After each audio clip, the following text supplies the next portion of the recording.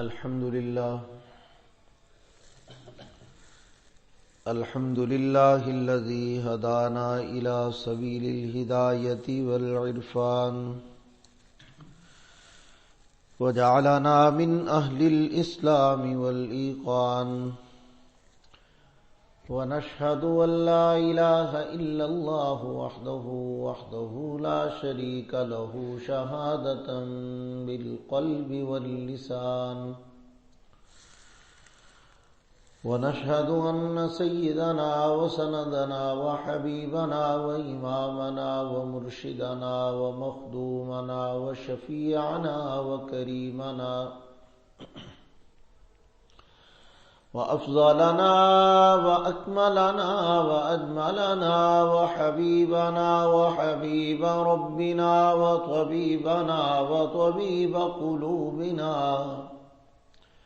ومولانا محمدا عبده ورسوله الذي عرفنا ما يدخلنا الجنان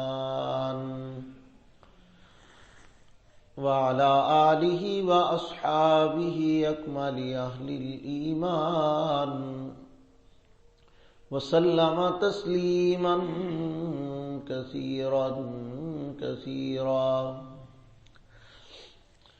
أما بعد فأعوذ بالله من الشيطان الرجيم بسم الله الرحمن الرحيم فإذا قضيت الصلاة فانتشروا في الأرض وابتغوا من فضل الله قال النبي صلى الله عليه وسلم الكاسب حبيب الله قال النبي صلى الله عليه وسلم اللهم إني أسألك الهدى والتقى والعفاف والغنى قال النبي صلى الله عليه وسلم ربنا آتنا في الدنيا حسنة وفي الآخرة حسنة وقنا عذاب النار صدق الله العظيم. درود پاک پڑھیں گے. اللهم صل على محمد وعلى آل محمد كما صليت على إبراهيم وعلى آل إبراهيم إنك حميد مجيد. اللهم بارك على محمد وعلى آل محمد كما باركت على إبراهيم وعلى آل إبراهيم إنك حميد مجيد. انتہائی قابل تکریم احترام بزرگان محترم، سامعین گرامی قدر، دوستو، عزیز ساتھیو، بھائی،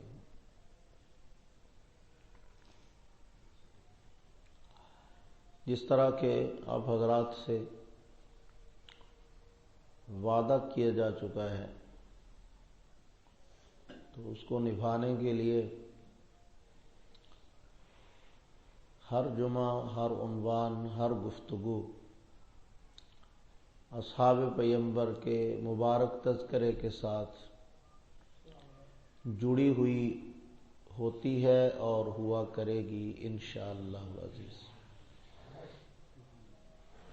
تو اس میں ہمارے لیے رہنمائی کا سامان بھی ہے، ہدایت کا ذریعہ بھی ہے، دنیا اور آخرت کی فلاح بھی ہے. اور سمجھدار بندے کے لیے تو اشارہ ہی کافی ہوتا ہے. سیدنا صدیق اکبر رضی اللہ تعالی عنہ جب خلیفۃ المسلمین بنائے گئے، کسی نے سیدنا علی المرتضیٰ رضی اللہ تعالی عنہ کو جا کر اس حوالے سے غلط بریف کرنے کی کوشش کی کہ خلافت تو آپ کا حق تھا، تو آپ کو آگے بڑھنا چاہیے تھا، یہ کون ہوتے ہیں حضور کا مصلی سنبھالنے والے اور یوں کرنے والے اور جانشین بن جانے والے اور خلیفہ بننے والے؟ تو حضرت سیدنا علی المرتضی رضی اللہ تعالی عنہ نے ایک جملہ ارشاد فرمایا تھا. آپ نے فرمایا کہ مجھے تو اتنا پتہ ہے کہ نماز مسلمان کی زندگی میں سب سے زیادہ اہمیت رکھتی ہے، تو اللہ کے نبی نے اپنی زندگی میں جس شخص کو ہماری نماز کا امام بنا دیا ہے، پیچھے کیا رہ گئے پھر؟ تو جب نماز میں وہ ہمارا امام ہے تو پھر زندگی کے ہر کام میں ہمارا امام ہے. اسی طرح میں آپ کو سمجھانے کے لیے یہ بات عرض کر رہا ہوں کہ اللہ نے اپنے قرآن میں اصحاب رسول کے بارے میں فرمایا فَإِنْ آمَنُوا بِمِثْلِ مَا آمَنْتُمْ بِهِ فَقَدِ اهْتَدَوْا، اگر ایمان ہی لانا ہے تو پھر صحابہ جیسا لے کے آؤ تاکہ تم ہدایت پا جاؤ. تو جب وہ ایمان میں ہی نمونہ ہے تو پیچھے رہ کیا گیا؟ ایمان تو بنیادی چیز ہے نا. تو ایمان کا نمونہ اور سیمپل جب پیغمبر کے صحابہ کو بنایا گیا ہے تو پیچھے پھر جتنی چیزیں بھی ہیں وہ تو ایمان کے ضمن میں آتی ہیں، وہ تو ایمان کی شاخیں ہیں. تو اس میں جتنے بھی زندگی کے معاملات، جتنی بھی عبادات، جتنی بھی چیزیں ہماری زندگی سے جڑی ہوئی آئیں گی، وہ ساری کی ساری چیزوں میں نمونہ کون ہے بھائی؟ صحابہ کرام رضوان اللہ تعالی علیہم اجمعین. تو میں نے اسی لیے گزشتہ دنوں سے عنوان وہ اختیار کیا ہے صحابہ کرام کے تذکرے سے ہی جڑا ہوا جو آپ کی موجودہ وقت کی اشد ترین ضرورت ہے. گزشتہ جمعہ میں نے آپ کو بتایا تھا کہ جب معاشی حالات مشکل ترین ہو جائیں تو صحابہ کرام کا طرز عمل ہمیں کیا بتاتا ہے کہ پھر ان حالات کا مقابلہ کیسے کرنا. آج کی گفتگو میں نے آپ کو یہ بتانا ہے کہ سارے صحابہ کرام نمازیں پڑھانے والے، درس دینے والے، تبلیغ کرنے والے، دعوت دینے والے، اللہ کی طرف بلانے والے، صرف انہی کاموں پہ متوجہ ہونے والے نہیں تھے. اس کے ساتھ ساتھ صحابہ کرام رضوان اللہ تعالی اجمعین دنیاوی اعتبار سے اپنے کسب معاش کے لیے اسباب رزق کو بھی اختیار فرمایا کرتے تھے. لیکن فرق صرف اتنا ہے کہ ہم اس کے اندر دو تین چیزوں کا لحاظ نہیں کرتے. اسباب رزق ہم بھی اختیار کرتے ہیں، معاش کے ذرائع ہم بھی اختیار کرتے ہیں، کمانے کے طریقے ہم بھی اختیار کرتے ہیں، لیکن دو تین فرق ایسے ہیں جن کی طرف ہم متوجہ نہیں ہوتے. پہلی چیز کہ صحابہ کرام جب کمانے کے لیے محنت کرتے تھے تو وہ بھروسہ اپنی کمائی پہ نہیں کرتے تھے، بھروسہ اللہ کی ذات پہ کرتے تھے. ہمارا کام تھوڑا سا خراب ہے، ہم کماتے ہیں تو اپنی کمائی کو ہی سارا کچھ سمجھ لیتے ہیں کہ ہم کر رہے ہیں، ہم چلا رہے ہیں، ہم کما رہے ہیں، ہم لا رہے ہیں، ہم.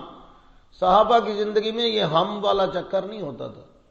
وہ محنت کرتے تھے، مشقت کرتے تھے، اللہ رب العزت کی دی ہوئی توفیق سے کوشش کرتے تھے کمانے کی، لیکن اس میں یہ ہم والا پہلو نہیں ہوتا تھا کہ سارا کارنامہ ہمارا ہی ہے، ہم کما رہے ہیں، ہم لا رہے ہیں، ہم چلا رہے ہیں، ہم نظام ہماری وجہ سے چل رہا ہے. ایسا نہیں.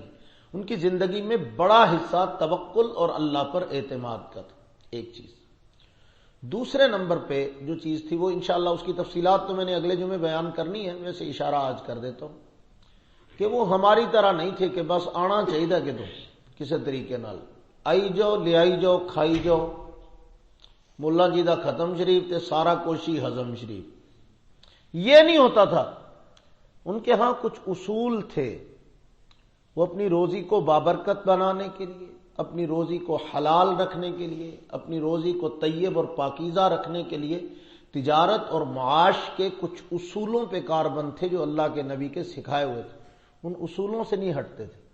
تو وہ اصول کیا تھے وہ اگلے جمعے انشاءاللہ پورا جمعہ ہی میں نے اس پہ پڑھانا ہے کہ صحابہ کرام کے اصول کیا تھے تجارت اور معیشت کے اندر.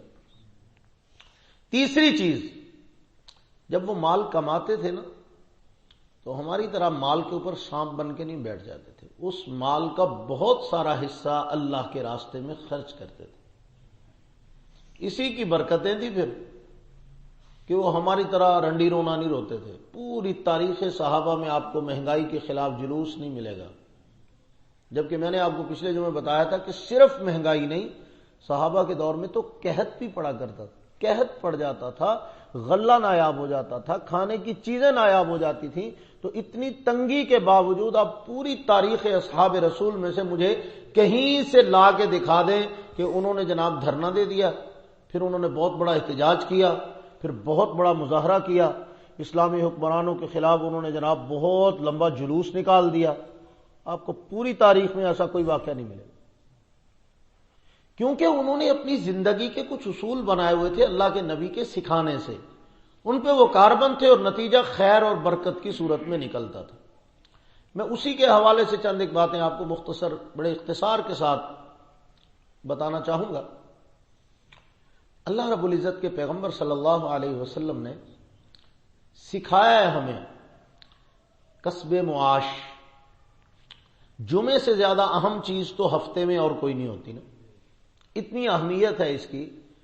اب یہ وقت نہیں ہے ورنہ میں آپ کو الگ سے تفصیل سے بتا دیتا، لیکن اب میں صرف اشارہ کر رہا ہوں. اتنی اہمیت ہے کہ میں اکثر اپنے احباب سے کہا کرتا ہوں کہ آپ تو جمعے کو کسی کھاتے میں نہیں گنتے نا، لیکن کبھی قرآن پڑھ کے دیکھو. قرآن مجید میں اللہ تعالیٰ نے بنی اسرائیل کا تذکرہ کیا، اور بنی اسرائیل کی وہ والی مخلوق جن کو اللہ نے بندر بنایا تھا. تو کیوں بنایا تھا کبھی آپ نے سوچا؟ بنی اسرائیل کے وہ لوگ جن کی شکلوں کو اللہ نے بندر کی شکل میں تبدیل کیا تھا، کیوں کیا تھا؟ غور کیا کبھی؟ قرآن مجید میں اس کی پوری تفصیل موجود ہے کہ اللہ تعالیٰ نے ان لوگوں کو ہفتے میں ایک دن کے لیے پابند کیا تھا کہ یہ دن تو نے نہ شکار کرنا ہے، نہ مچھلی پکڑنی ہے، نہ اس دن تو نے کوئی اور اس طرح کا کام کرنا ہے. اس دن تم نے صرف اللہ کی عبادت کرنی ہے. ایک دن اللہ نے ان سے عبادت کا متعین کر کے طے کر لیا تھا کہ خبردار اس میں تم نے اپنے دنیا کے کام نہیں کرنے. آرڈر جاری کر دیا. اب انہوں نے اس کی پابندی نہیں کی. اس ہفتے کے دن جس دن اللہ رب العزت نے حکم دیا تھا کہ تم نے مچھلیاں نہیں پکڑنی، تم نے دنیا کے کام نہیں کرنے، عبادت کرنی ہے، تو انہوں نے وہ اللہ کے حکم کو چھوڑ کر وہ والا کام کرنا شروع کر دیا جو نہیں کرنا چاہیے تھا. جبکہ عام دنوں میں وہ جائز تھا، مچھلیاں پکڑنا، خرید و فروخت کرنا، کسب معاش ٹھیک تھا، لیکن اس دن منع کیا. جب انہوں نے اس کی پابندی نہیں کی تو کیا ہوا؟ کونوا قردۃ خاسئین. اللہ کا قرآن بتا رہا ہے کہ اللہ نے ان کو بندر بنا دیا، شکلوں کو تبدیل کر کے بندروں کی شکل میں ان کو کر دیا. تو آپ سے تو اللہ نے ایک پورا دن نہیں مانگا، ہفتے میں ایک دن کا تھوڑا سا حصہ اللہ نے کہا ہے کہ اذا نودی للصلاۃ من یوم الجمعۃ فاسعوا الی ذکر اللہ وذروا البیع. خوب کماؤ، خوب کرو، لیکن یاد رکھو جب جمعے کے لیے بلایا جائے نا تو پھر وذروا البیع، اپنا کام کاج، اپنی دکان، اپنا سب کچھ چھوڑ کے بھاگا کرو، دوڑا کرو. فاسعوا، پوری کوشش کر کے جمعے پہ پہنچو. اور جمعے میں یہ نہیں کہا کہ نماز پڑھنے جاؤ، فاسعوا الی ذکر اللہ، جو اللہ کا تذکرہ ہو رہا ہے نا وہ سننے کے لیے جاؤ. مسجد میں پہنچو. تو ہمارے کتنے دوست ہیں بڑے فخر سے بتا رہے ہوتے ہیں، کسی کو پیار سے کہے نا کہ یار تو جمعے والے دن نظر نہیں آیا، وہ قاری صاحب جمعے والے دن دکان تے رش ہوندا ہے بس. وہ اللہ کے بندے وذروا البیع، قرآن کا حکم ہے کہ خرید و فروخت چھوڑ کر اللہ کے حکم کی طرف، اللہ کے دین کی طرف، مسجد کی طرف بھاگ کے جاؤ. تو تمہیں کاروبار چھوڑنے کا حکم ہے اور تم کہتے ہو نہیں گا کہ ادھر ادھر. تو بس یہ اللہ کے نبی کی دعا ہے کہ باندر نہیں بنائے جاتے، باقی تو کسر ہم تو چھوڑ نہیں رہے. یہ کوئی اتنی بھی لاڈلی بننے کی کوشش نہ کرو کہ بنی اسرائیل والے اگر اللہ کے حکم کو پامال کر رہے، وہی کام معیشت اور فلاں فلاں اس کے اندر مبتلا ہوتے ہیں تو اللہ ان کو بندر بنا رہے ہیں. تو آپ کیا اللہ کے نعوذ باللہ کہیں سے رشتہ دار لگتے ہیں کہ آپ اللہ کے حکموں کو پامال کریں، اور عین جب اللہ کا حکم ہے کہ چھوڑ دو خرید و فروخت اور چھوڑ دو اپنے دنیا کے کام، تو تم اپنے کاموں میں لگے ہو اور اللہ تمہیں کہیں گے کوئی بات نہیں. صرف ادھار چل رہا ہے کہ اب اللہ کے نبی کی دعا کی برکت سے نقد شکلیں بندروں کی شکل میں تبدیل نہیں کی جاتی، لیکن بہرحال اس کا وبال تو بھگتنا پڑے گا قیامت کے دن. آپ کیا سمجھتے ہو کہ اگنور کر دیا جائے؟ ایسا نہیں، احتیاط چاہیے اس میں. تو میں نے کہا نا کہ اصول ہیں. اب دیکھیے سب سے اہم چیز کیا ہے؟ جمعہ. اب جمعے سے پہلے کیا حکم ہے؟ وذروا البیع، خرید و فروخت چھوڑو اور اللہ کے ذکر کی طرف آؤ. اور جمعے کے بعد کیا حکم ہے؟ فَإِذَا قُضِيَتِ الصَّلَاةُ، جب تم نے نماز پڑھ لی، نماز سے فارغ ہو گئے، تو فَانْتَشِرُوا فِي الْأَرْضِ، زمین میں پھیل جاؤ، وَابْتَغُوا مِنْ فَضْلِ اللَّهِ، اور خوب اللہ کا فضل تلاش کرو. پھر تمہیں کھلی چھٹی ہے، جمعے کے فوراً بعد جا کے بھی تم دکان کھول سکتے ہو، فوراً بعد جا کے بھی تم اپنا کاروبار کر سکتے ہو. بلکہ بعض علماء نے تو لکھا ہے کہ جمعے کے فوراً بعد اگر کوئی بندہ کوئی کام کاج کرتا ہے تو اس میں برکت زیادہ ہوتی ہے، کیونکہ وہ اللہ کے حکم کے مطابق عمل کر رہا ہے کہ نماز پڑھ کے جا کے وَابْتَغُوا مِنْ فَضْلِ اللَّهِ، اللہ کا فضل تلاش کرو، مطلب ہے کہ رزق تلاش کرو.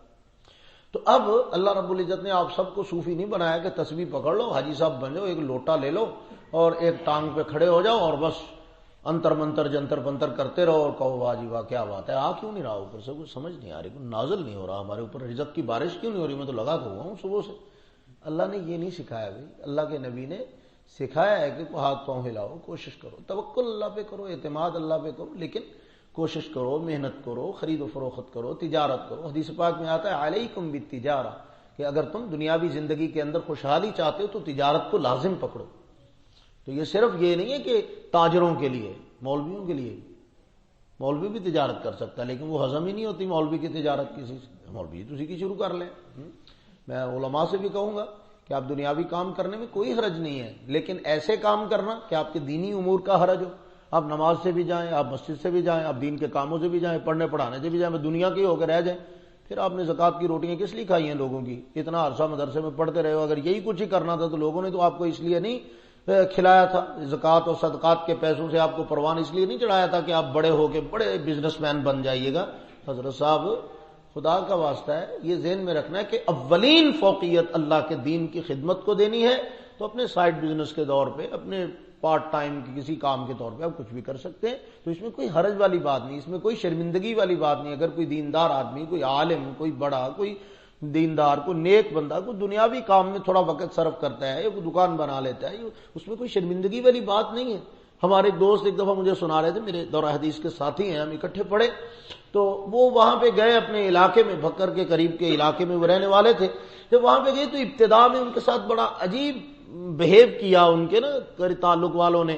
جہاں وہ پڑھانے کے لیے جاتے وہ بھی عجیب استحصال کرتے، صرف اتنی سی تنخواہ دیتے جس سے ذاتی گزر اوقات نہیں ہوتا تھا، گھر چلانا تو بہت دور کی بات ہے.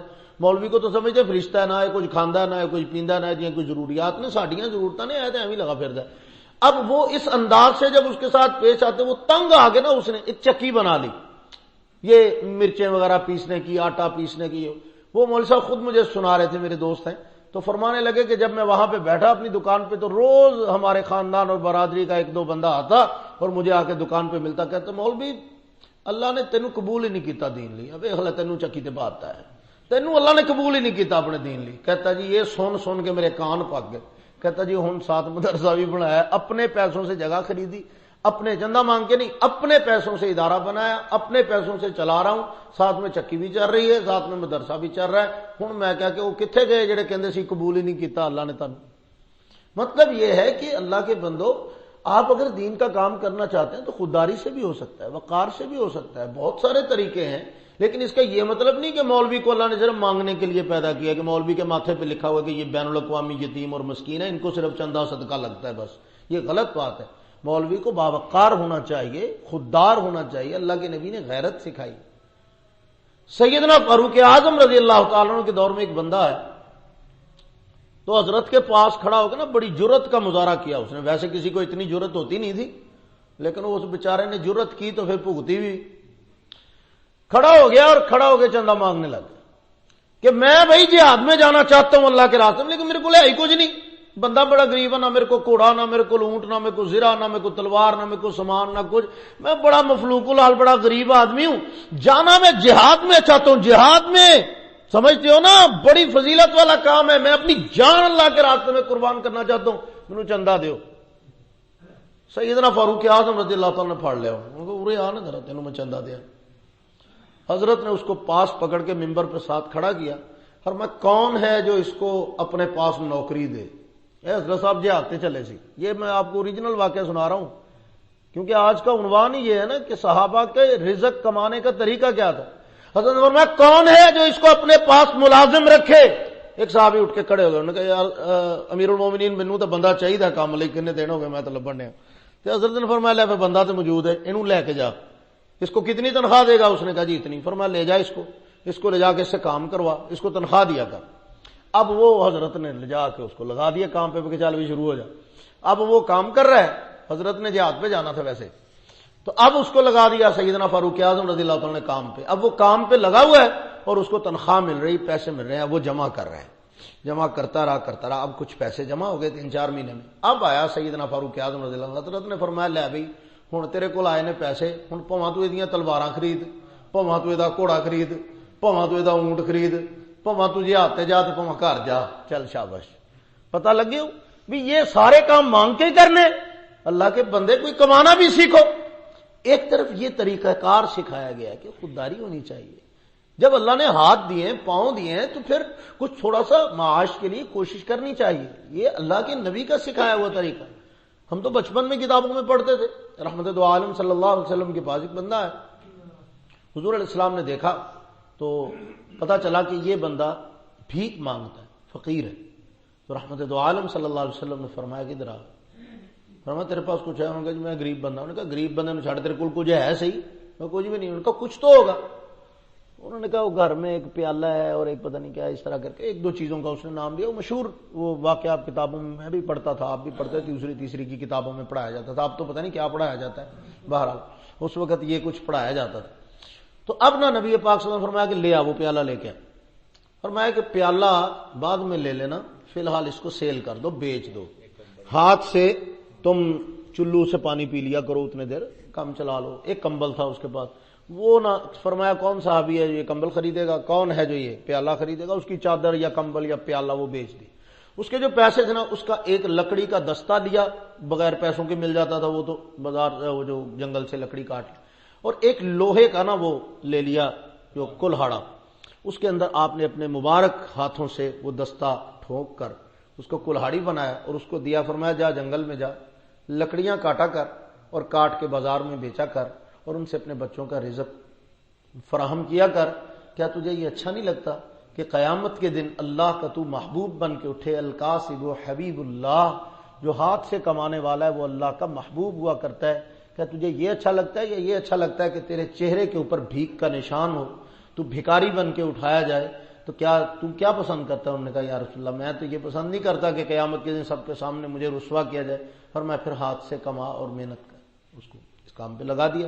تو اب صحابہ کرام کو یہ سکھایا. سیدنا حضرت صدیق اکبر رضی اللہ تعالیٰ عنہ جب اسلام قبول کیا, رسول اللہ صلی اللہ علیہ وسلم نے اعلان نبوت فرمایا, تو اس وقت تقریباً 40,000 درہم کے مالک تھے اور تجارت تھی ان کی کپڑے کی, لمبا چوڑا نظام تھا. بعض روایات کے مطابق 7 دکانیں تھیں ان کی کپڑے کی مکہ مکرمہ میں. تو اب کچھ ہوتا تو لٹاتے نا, تو اب اگر وہ بھی ہوتے مسکین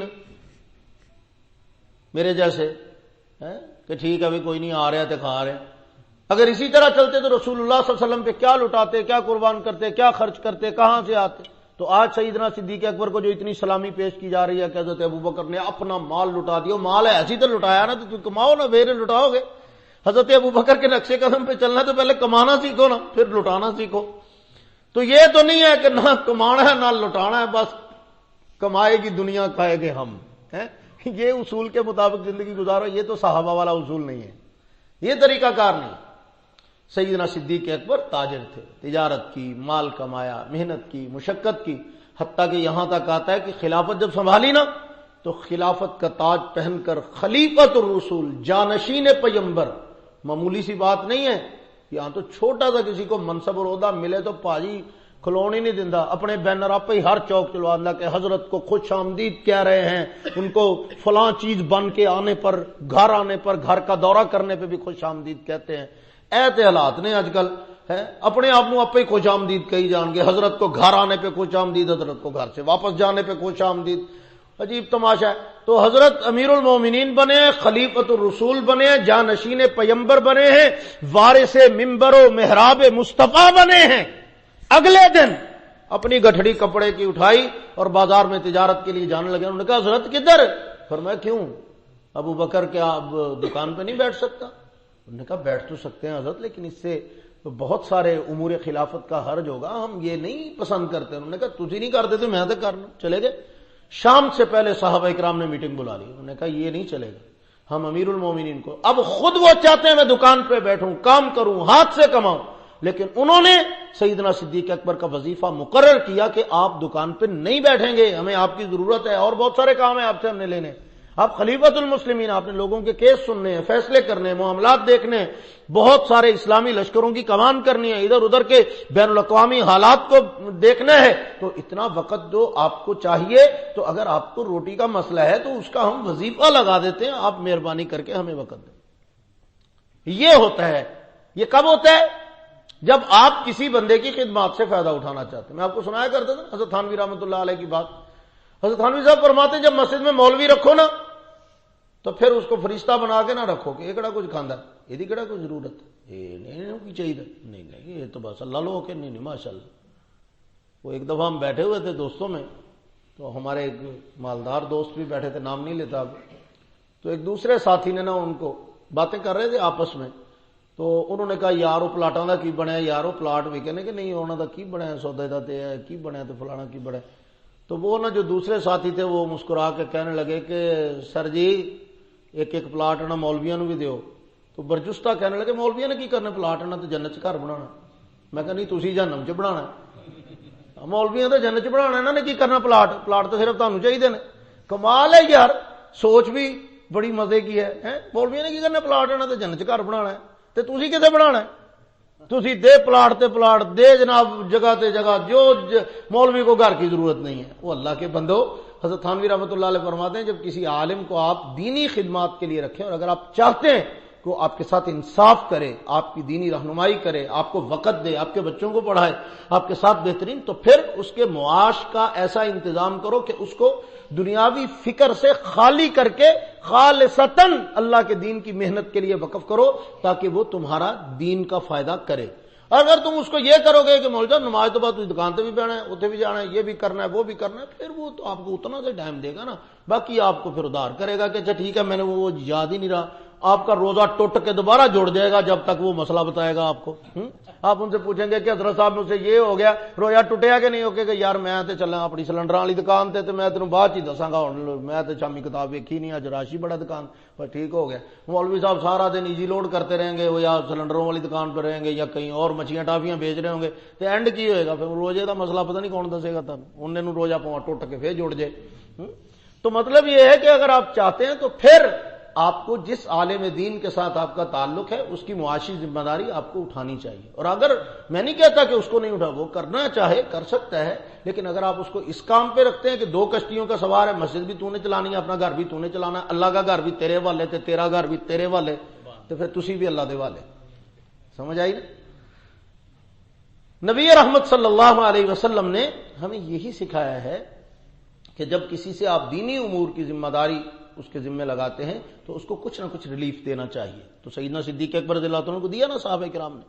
اور دوسرا، صحابہ کرام رضوان اللہ تعالی علیہم اجمعین کے طبقات میں آپ کو عجیب عجیب قسم کے واقعات ملیں گے. ایک واقعہ میں آپ کو سناتا ہوں، بڑا مشہور ہے، آپ نے پہلے بھی سنا ہوگا. ایک صحابی تھے، ان کے بیٹے تھے جوان، ان میں ایک نوجوان جو ہے نا وہ اللہ کے نبی کے پاس آیا تو باپ نے اس کو گویا کہ وقف کر دیا کہ تو حضور دے کول ہی بیاہ کرنا. وہ زیادہ وقت اللہ کے نبی کی محفل میں گزارتا، حضور کی باتیں سنتا، کہ گھر سناتا، بھائیوں کو سناتا، اہلیہ کو سناتا، والدین کو سناتا، باقی اپنے کاموں پہ گئے ہوتے. وہ چند دن گزرے تو ساتھ والے بھائیوں نے کہہ ہی دیا، انہوں نے کہا ابا جی گل یہ گل صحیح نہیں ہے. انہوں نے کہا کی ہے؟ یہ اتنے مسیح بیٹھا رہتا سارا دن، اسی اتنے پہ سارا دن کجل ہونے، کدے جنگل چ، کدے اتنے، کدے لکڑاں وڈ، کدے اے کر، کدے وہ کر، کبھی مشقت کر، کبھی بازار میں آڑت پہ، کبھی بکر منڈی، کبھی کوئی منڈی، کبھی لکڑ منڈی، ہم سارا دن مشقت کرتے ہیں. اے پوان ہونی شام نو آ جاندے نے کہ لیا روٹی پکی کہ نہیں. یہ کیا طریقہ کار ہے؟ اب انہوں نے کہا یار بات یہ ہے کہ یہ تو تھوڑا نازک مسئلہ ہے، یہ تو اللہ کے نبی کے پاس بیٹھتا ہے، حدیث سنتا ہے، تو اب ایسے نہیں. انہوں نے کہا نہیں انہوں ساڈے نال کام تے بھیجا کرو.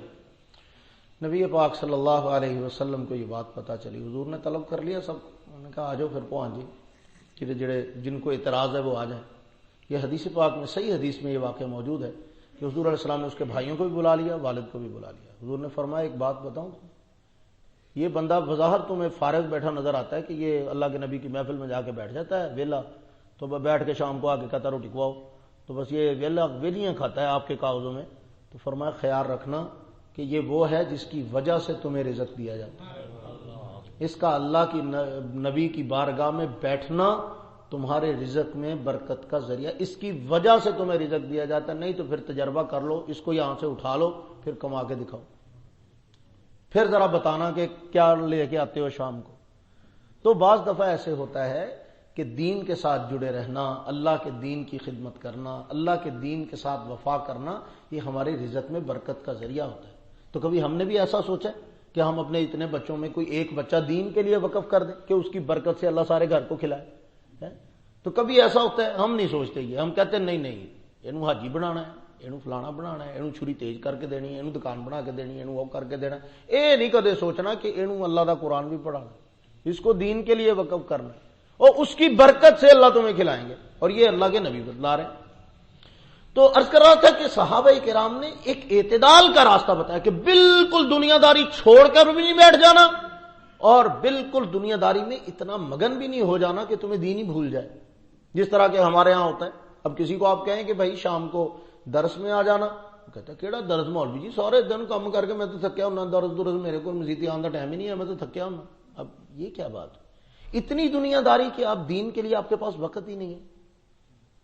آپ قرآن کھولنے کا وقت نہیں، نماز پڑھنے کا وقت نہیں، دین کی بات سننے کا وقت نہیں. تو جب آپ اپنے آپ کو اتنا دین سے دور کریں گے تو برکت سے خالی ہو جائیں گے. اور یہ بات میں آپ کو 1000 بار پہلے بتا چکا ہوں کہ رازق IMF نہیں ہے، رزق دینے والا امریکہ نہیں ہے، رزق ڈالروں سے نہیں ملتا، رازق اللہ ہے. تو اگر اللہ کو ناراض کر لو گے، اللہ سے رابطہ توڑ لو گے، رازق سے ٹوٹ جاؤ گے نا، تو پھر رزق سے ضرور ٹوٹ جاؤ گے. پھر شکوہ نہ کرو، رزق کی کمی کا شکوہ تب کرو جب تمہارا رازق سے تعلق مضبوط ہونے کے باوجود تمہیں نہیں مل رہا، پھر سمجھ میں آتی ہے. لیکن ایسا نہیں ہوتا، اللہ بھوکے نہیں رکھتے، اللہ کھلاتے بھی ہیں پلاتے ہیں. هو یطعمنی ویسقین، قرآن کہہ رہا ہے وہ اللہ مجھے کھلاتا بھی ہے، وہ اللہ مجھے پلاتا بھی ہے. اولیاء اللہ کے واقعات میں کئی صحابہ کرام کے واقعات ایسا ہے کہ ان کو اللہ رب العزت جنگلوں میں رزق عطا فرما دیا کرتے تھے. تو ضرورت کا رزق تو اللہ دیتے ہیں، لیکن اس چیز سے توڑا نہیں. ایک واقعہ آپ کو سناتا ہوں. حضرت سیدنا عبد الرحمن ابن عوف سارے کو رضی اللہ تعالی، صحابی رسول، مہاجر صحابی ہیں، ہجرت کر کے. زیادہ زور ازمائی آج میں نہیں کر رہا، میری سچ میں نا اصل طبیعت شدید خراب ہے، تقریر کرنے والی طبیعت ہے نہیں، لیکن تکشئی کر رہا ہوں میں. صبح سے شدید بخار تھا مجھے، اور ابھی بھی جسم شدید ٹوٹ رہا ہے اور عجیب سی کیفیت ہے. لیکن میں نے کہا یہ تو چلو جو بھی ہے، ہاں نہیں گزارا نہیں کری تو میں جا رہے ہیں جو کچھ بھی کرنا ہے، لیکن زور ازمائی نہیں کر رہا بس. تو اللہ پاک قبول فرما لیں اور ہمت اور صحت و عافیت نصیب فرمائے. تو اس کر رہا تھا کہ حضرت عبد الرحمن ابن عوف رضی اللہ تعالیٰ عنہ مہاجر صحابی ہجرت کر کے تشریف لائے. تو حضور علیہ السلام نے ہر مہاجر صحابی کو انصاری صحابی کا بھائی بنایا.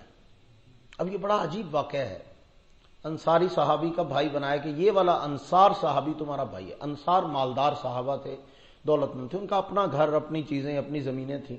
تو اب جب بھائی بنایا تو اکثر صحابہ کرام نے یہ کیا، انصار صحابہ نے، کہ انہوں نے اپنے مال میں سے کچھ حصہ دوسرے صحابہ کو دے دیا کہ چلو یار یہ اللہ کے نبی نے چونکہ تمہیں میرا بھائی بنایا تو یہ تم رکھ لو، یہ میں رکھ لیتا ہوں، آدھی کھیتی تم کر لو، آدھی میں کر لیتا ہوں. اکثر نے ایسا کیا، بہت ساروں نے اپنے دوسرے بھائیوں کے لیے قربانی دی ان کے لیے، تو انہوں نے قبول بھی کر لیا، اس میں بھی کوئی حرج نہیں. لیکن یہ ایک خودداری کا عجیب نمونہ کہ حضرت عبد الرحمن ابن عوف رضی اللہ تعالیٰ عنہ کو حضور علیہ السلام نے حضرت سیدنا سعد ابن ربیع رضی اللہ تعالیٰ عنہ کا بنایا بھائی. تو حضرت سعد ابن ربیع کو جب پتا چلا کہ حضور نے ان کو میرا بھائی بنا دیا ہے تو حضرت سعد گھر گئے، اور 4 بیویاں تھیں حضرت کی. کتنی؟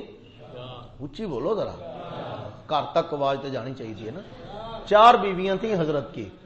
تو حضرت نے کیا کیا کہ ان کو آفر کی حضرت عبد الرحمن ابن عوف کو کہ میں اپنی 2 بیویوں کو طلاق دیتا ہوں اگر آپ کہیں تو آپ ان سے شادی کر لیجئے، 2 میں رکھ لیتا ہوں، 2 سے آپ شادی کر لیں، اور باقی کا جو میرا گھر ہے، میری کھیتی ہے، میری دکان ہے، میں آدھی آدھی آپ کو دے دیتا ہوں، کیونکہ آپ کو حضور نے میرا بھائی بنایا ہے، میں آپ کے لیے اپنی طرف سے یہ قربانی دے رہا ہوں. کوئی کرتا ہے اتنا؟ تو حضرت سیدنا عبد الرحمن ابن عوف مسکرائے، انہوں نے کہا بھائی ایک کام تو کرو۔ انہوں نے کہا نہ اپنی بیویوں کو طلاق دو، نہ مجھے کھیتی دو، نہ مجھے یہ کچھ دو، گھر میں سونے کے لیے بستر دے دو، اور بتاؤ کہ بازار کس طرف ہے، مجھے نا بازار کا رستہ بتا دو، بس باقی کل سے پھر انشاءاللہ میں تمہیں بتاؤں گا کہ کیا کرنا ہے۔ انہوں نے کہا بازار تو یہ سامنے بازار ہے، اس میں یہ دکانیں ہیں یہ۔ انہوں نے کہا بس کل ذرا میرے ساتھ جا کے نا مجھے بازار میں ذرا تھوڑا سا وزٹ کروا دینا اور مجھے بتا دینا یہاں کیا چل رہا ہے، کیا نظام ہے، کیسے سیٹ اپ، بس باقی بے فکر رہو۔ تو میں نے کہا ٹھیک ہو گیا۔ حضرت سیدنا عبد الرحمن ابن عوف رضی اللہ تعالیٰ عنہ حضرت سعد ابن ربیع کے ساتھ گئے بازار، جا کے سارا وزٹ کیا۔ وزٹ کرنے کے بعد فرمایا جاؤ۔ اب وہ چلے گئے، حضرت وہاں بازار میں کام کر رہے ہیں، ادھر سے وہ چیز خریدی، ادھر بیچی، ادھر رکھی، یہ کیا وہ کیا، کرتے کراتے شام کو کچھ گھی لے کے آئے بازار سے خرید کے۔ فرمایا لے بھی یہ میری آج کی کمائی ہے، اپنے گھر والوں کو بھی کھلا اور مجھے بھی کھلا۔ 2 دن گزرے تو حضرت نے جناب اور تھوڑی سی کمائی محنت کی، چند دنوں میں اتنا کما لیا کہ مشہور ہو گیا کہ بندہ امیر آدمی ہے، بھائی غریب مولوی نہیں ہے۔ تو عرب کے کچھ لوگوں نے، مدینے کے لوگوں نے ان کو بیٹی لڑکی دینے کی پیشکش کی کہ ہم آپ سے رشتہ کر سکتے ہیں، ایسی کوئی بات نہیں، تو ایڈا تو غریب بندہ نہیں ہے۔ آج کل تو ہی ویستے نا کہ کردہ کی ہے کمائی کنی کے۔ تو جب اچھا کمانے لگے تو رشتہ دینے میں بھی کوئی رشتہ بھی مل گیا۔ تو اب حضرت عبد الرحمن ابن عوف نے حضرت سعد کو کہا کہ ایک وہ تھا جو تم مجھے ہدیہ یا تحفہ یا محبت کے طور پہ نذرانے کے دیتے، اور ایک یہ ہے جو میں نے اپنے ہاتھوں سے کمایا ہے، اور آج میرا گھر بھی بن گیا، آج میرا کاروبار بھی بن گیا، آج میری شادی بھی ہوگی، آج میری اولاد بھی ہے، سب کچھ میرے اللہ کی کرم نوازی ہے، اور مجھے اس پہ زیادہ راحت اور اطمینان ہے کہ اس کو میں نے اپنے ہاتھوں سے کمایا ہے۔ اب کیا کیا کہ حضرت سیدنا عبد الرحمن ابن عوف اتنے مالدار بنے کہ ان کے بارے میں آتا ہے کہ 500 گھوڑے یا 500 اونٹ غلے کے لدے ہوئے انہوں نے اس وقت اللہ کے نبی کے سامنے پیش کیے جب غزوہ تبوک کے لیے چندہ مانگا جا رہا تھا، اور ایک موقع پہ سورۃ برات میں جب انفاق فی سبیل اللہ یعنی اللہ کے راستے میں خرچ کرنے کا حکم نازل ہوا تو انہوں نے 500 گھوڑے اللہ کے نبی کے سامنے لا کے پیش کر دیے کہ یہ میری طرف سے۔ یہ وہ بندہ ہے جو خالی ہاتھ مکے سے آیا تھا، ٹھیک ہے، اور آج اتنے مال کا مالک ہے۔ تو اللہ پاک نے ان کو نوازا۔ مطلب یہ ہے کہ مال کمانے میں کوئی برائی نہیں۔ خود رسول اللہ صلی اللہ علیہ وسلم کے قریبی صحابہ حضرت سیدنا زبیر بن العوام رضی اللہ تعالیٰ عنہ وہ صحابی ہیں، اتنا بڑا مقام ہے اس صحابی کا۔ پہلی بات تو یہ کہ وہ عشرہ مبشرہ میں سے جس 10 بندوں کو حضور نے کہا نا یہ جنتی ہیں، ان میں حضرت سیدنا زبیر بن العوام رضی اللہ تعالیٰ عنہ کا نام ہے۔ دوسرے نمبر پہ وہ رسول اللہ کے پھوپھی زاد بھائی ہیں، حضرت صفیہ کے بیٹے ہیں، رسول اللہ کی سکی پھوپھی کے بیٹے ہیں۔ اور تیسرے نمبر پہ حضرت سیدہ خدیجۃ الکبریٰ کے بھتیجے ہیں، حضرت خدیجہ کے بھائی کے بیٹے ہیں۔ عوام حضرت خدیجہ کے بھائی تھے، حضرت زبیر ان کے بیٹے تھے، یعنی رسول اللہ کی پھوپھی کی شادی حضرت سیدہ خدیجۃ الکبریٰ کے بھائی کے ساتھ ہوئی تھی۔ ان میں سے جو اولاد پیدا ہوئی وہ تھی حضرت زبیر بن العوام رضی اللہ تعالیٰ۔ تو مدینہ طیبہ میں جو گوشت کی سب سے بڑی دکان تھی نا وہ حضرت زبیر بن العوام رضی اللہ تعالیٰ کے حواری رسول ان کو کہا جاتا ہے، اور اتنے سخی تھے کہ ہزاروں دینار اللہ کے راستے میں یوں خرچ، سونے کے دینار خرچ کر دیا کرتے تھے۔ اور پھر جب دنیا سے گئے تو کوفے میں، بصرے میں ان کے مکانات تھے، بازاروں میں ان کی دکانیں تھیں۔ تو حضرت عبداللہ ابن زبیر جو ان کے بیٹے اور صاحبزادے ہیں وہ فرماتے کہ ہمارا باپ جب دنیا سے گیا تو خالی نہیں چھوڑ کے گیا، ہمارے لیے کئی دکانیں، کئی چیزیں، کئی مال، کتنی ساری یعنی ملکیت اور کافی سارا سامان چھوڑ کے گئے، جس کی وجہ سے ہمیں اللہ نے خوشحالی نصیب فرمائی۔ اور کسی نے نہیں کہا کہ یہ غلط ہے، یہ کیا کر رہے ہو، دنیا کما رہے ہو، نہیں، ایسا نہیں ہے۔ لیکن وہ لوگ کیا کرتے تھے، صرف کماتے ہی نہیں تھے، خرچ بھی کرتے تھے۔ جتنا کماتے تھے اسی تناسب سے اللہ کے راستے میں دیتے بھی تھے۔ ہمارے ہاں یہ نہیں، ہم یا تو کماتے ہیں تو پھر دماغ میں یہ آ جاتا ہے کہ ہم ہی سارے نظام کائنات چلا رہے ہیں، اور دوسرا یہ ہوتا ہے کہ ہم اللہ کا حق نہیں نکالتے، اللہ کے حکم کو پورا کرتے ہوئے اللہ کے راستے میں خرچ کرنے میں کنجوسی کا مظاہرہ کرتے ہیں۔ یہ غلط بات ہے۔ اللہ کو پارٹنر بناؤ اپنے کام میں، اللہ کو شامل کرو اپنے کاموں میں۔ حضرت سیدنا عثمان ابن عفان رضی اللہ تعالیٰ عنہ تاجر ہیں، مکے میں بھی تاجر تھے، مدینے میں بھی تاجر تھے، تجارت کرتے تھے۔ نتیجہ کیا ہے کہ حضور علیہ الصلوۃ والسلام نے جب غزوہ تبوک کے موقع پر فرمایا کہ کون ہے، تو 300 اونٹ غلے سے لدے ہوئے اور ہزاروں دینار سونے کے، 1000 دینار سونے کے نبی پر صلی اللہ علیہ وسلم کے پاس لے کے آئے اور آپ کو دیے۔ تو اللہ کے نبی نے یوں ان کو اپنے ہاتھوں پہ اچھال کے فرمایا تھا، ما ضر عثمان ما عمل بعد هذا اليوم، آج کے بعد عثمان کو اس کا کوئی عمل نقصان نہیں پہنچا سکتا۔ یہ کیوں تھا، کچھ کما کے لائے تھے تو تب ہے، حضرت عمر رضی اللہ عنہ اپنے گھر کا آدھا مال لا کر حضور کی خدمت میں پیش کر رہے ہیں، تو مال ہوگا تو پیش کریں گے نا، تو مطلب یہ ہے کہ کمانے میں حرج نہیں ہے، لیکن میں نے جو اصول شروع میں بتایا نا کہ کمانا ہے توکل اللہ پہ رکھنا ہے، اعتماد اللہ پہ رکھنا ہے، حلال حرام کی تمیز رکھنی ہے، اسباب رزق اختیار کرنے میں کوئی برائی نہیں ہے۔ میں نے حدیث پڑھی القاسب حبیب اللہ، کمانے والا، ہاتھ سے محنت کرنے والا تو اللہ کا دوست ہے، اللہ کو محبوب ہے، اللہ کو پیارا لگتا ہے۔ اور میں کہتا ہوں آنکھوں میں آنسو آ جاتے ہیں اور دل تڑپ جاتا ہے۔ رسول اللہ صلی اللہ علیہ وسلم ایک درزی صحابی کے پاس گئے تو آپ نے دیکھا کہ اس کے ہاتھوں پہ نشان پڑے ہوئے ہیں، وہ کینچی وغیرہ چلانے سے یا وہ اس کے ہاتھوں پہ نشان تھے، تو اللہ کے حبیب صلی اللہ علیہ وسلم نے اس کو فرمایا کہ تو مجھے کھانا کیوں نہیں کھلاتا؟ انہوں نے کہا یا رسول اللہ میں آپ کو کھانا کھلاؤں؟ فرمایا ہاتھ سے کماتا ہے، اس سے زیادہ پاکیزہ رزق اور کیا ہو سکتا ہے؟ اس نے حضور کی دعوت کی اپنے گھر میں، اللہ کے نبی خود تشریف لے گئے اور اس کے گھر کا کھانا کھایا۔ ایک آدمی حضور کے پاس آیا، میں کہتا ہوں بندہ حیران رہ جاتا ہے کہ اتنا اپریشیٹ کرنے کا انداز اور ایسی حوصلہ افزائی کوئی کسی کی کر سکتا ہے کہ وہ صحابی آئے، وہ لکڑیاں کاٹتے تھے، مشقت کرتے تھے، اس سے نا ان کے ہاتھوں کے اوپر اٹن پڑ گئے۔ اٹن سمجھتے ہو نا، یہ سخت ہو کے نا گٹے سے پڑ جاتے ہیں، تو ہاتھ سخت ہو کے اٹن پڑے ہوئے تھے، تو اس نے جو ہی حضور سے مصافحہ کیا نا تو حضور کو اس کے ہاتھوں کی سختی محسوس ہوگی۔ خود حضور کے ہاتھ تو بہت ہی نرم تھے، رحمت دو عالم صلی اللہ علیہ وسلم کے بارے میں حضرت انس فرماتے ہیں میں نے حضور کے ہاتھوں کو جب چھوا تو میں نے زندگی میں کبھی اتنا نرم ریشم نہیں دیکھا جتنے رسول اللہ کے ہاتھ نرم و ملائم تھے۔ اللہ نے حضور کے ہاتھوں میں ایسی ملاحت رکھی تھی۔ حضور کے ساتھ جب اس صحابی نے مصافحہ کیا نا تو آپ نے پہچان لیا کہ اس کے ہاتھوں پہ فرمایا یہ کیا؟ میں کہا یا رسول اللہ کام کاج کرتا ہوں، محنت مزدوری کرتا ہوں تو وہ پڑ جاتے ہیں۔ حضور نے اس کا ہاتھ لیا، چوم لیا۔ سارا جہان مصطفیٰ کے ہاتھوں کو چومنا سعادت سمجھتا ہے، اور رسول اللہ نے اس ہاتھوں سے کمانے والے کا ہاتھ خود سے چوم لیا۔ تو یہ میرے پیغمبر کی طرف سے حوصلہ افزائی ہے۔ خود رسول اللہ صلی اللہ علیہ وسلم فرما رہے ربنا آتنا فی الدنیا حسنہ، یا اللہ ہمیں دنیا کی بھلائیاں بھی نصیب فرما، وفی الآخرۃ حسنہ، آخرت کی بھلائیاں بھی نصیب فرما۔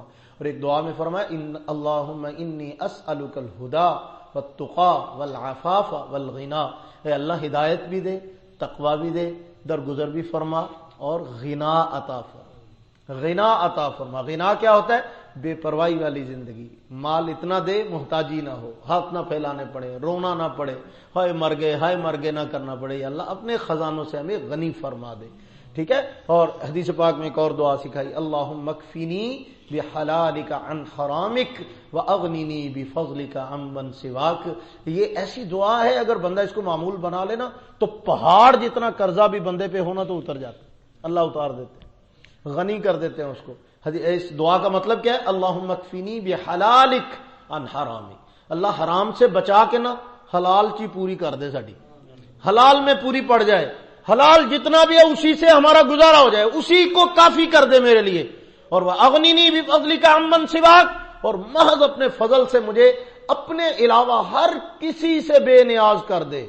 تو کھلانا ہے تو میں کھانا ہے، بس تیجا بندہ بچ آن نہیں دینا، تیسرا کوئی نہ ہو، تو اپنے سوا مجھے کبھی کسی کا محتاج نہ کر، اپنے سوا ہر ایک سے مجھے بے نیاز کر دے۔ یہ دعا مانگا کرو۔ پھر اللہ کسی کو او یار آپ کسی بڑے چودھری کو کہو جی آپاں دا کھانا ہی تہاڈے کول ہی رہیدا نہیں، تسی کوانا دے، او چودھری پھول کے پٹاکا ہو جاندا ہے کہ لے کیا بات ہے، اور نہیں تینوں دیاں گے کوئی نہیں، تو دسی مینوں جڑی تینوں لوڑ ہوئے گی تو دسیا کر، ایڈی کیڑی گل کیا ہے؟ اس نے دو لفظ بولے پھوں پھاں کرنے کے، اس کو ذرا پھلانے کے، وہ پھول گیا خام خواہ۔ اب جناب اس کی ضرورتیں پوری کر رہا ہے، یہ بھی کر رہا ہے، وہ بھی کر رہا ہے۔ اللہ کے بندو دنیا کا معمولی سا مالدار ہو تو اتنی بات سے جناب آپ کی ضرورتیں پوری کرنے پہ آ جاتا ہے، تو یہ بندہ رب کو کہہ کہ یا اللہ تو ہی کھوانا ہے تو میں کھانا ہے، بس اس تو علاوہ میں کسی اور کو جانا ہی نہیں، تو جو ہے تیرے ہوں میں کسی اور کو کیوں جاواں، میں بندہ تیرا، ایاک نعبد و ایاک نستعین، عبادت بھی تیری، بندگی بھی تیری، کھلانا بھی تو ہے، پلانا بھی تو نے۔ پھر اللہ کی کہے گا نہیں میں تینوں فلانی جگہ پہ جاؤں گا، اتوں مانگ کے کھایا کر، نہیں، اللہ فرمائیں گے تو میرے در کا ہے تو میں اپنے در پہ ہی رکھوں گا اور تجھے در پہ نہیں جانا پڑے۔ ٹھیک ہے نا بھائی؟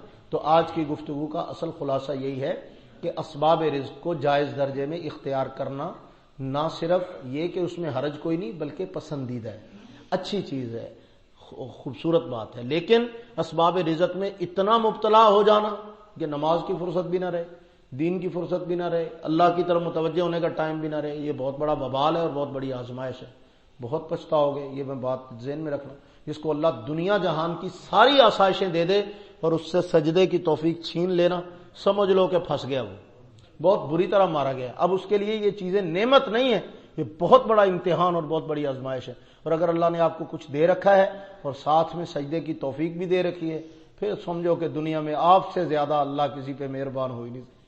آپ پہ بہت مہربان ہے کہ آپ کو اللہ نے دنیا کی نعمتوں سے بھی نوازا ہے اور اپنے سامنے جھکنے کی توفیق بھی عطا فرمائی ہے. اللہ تعالیٰ سے دعا ہے اللہ تعالیٰ ان معاشی حالات میں، ان مشکلات میں ہمیں صحابہ کرام کے طرز عمل کی پیروی کرتے ہوئے حلال، طیب اور پاکیزہ رزق کمانے کی توفیق نصیب فرمائیں. وآخر دعوانا ان الحمد للہ رب العالمین.